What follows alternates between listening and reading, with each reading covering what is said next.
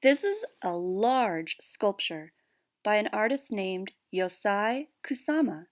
She is from the country of Japan. She loves polka dots.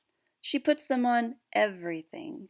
And she made a lot of pumpkin sculptures with spots on them, and she would install them in galleries, and the results of all of them together are mesmerizing.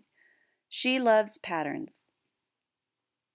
As you can see, she looks like an artist too. She lives her life in color. Polka dots, colors everywhere.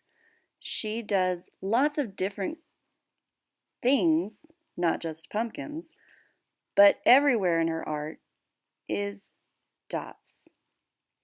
Here's a picture of her in a room with all of her paintings.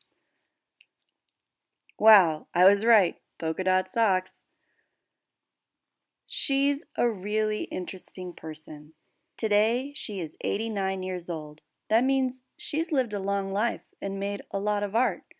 But one thing I found that was interesting about her when I researched her background is that when she was a child, she had to go to work because there was a world war.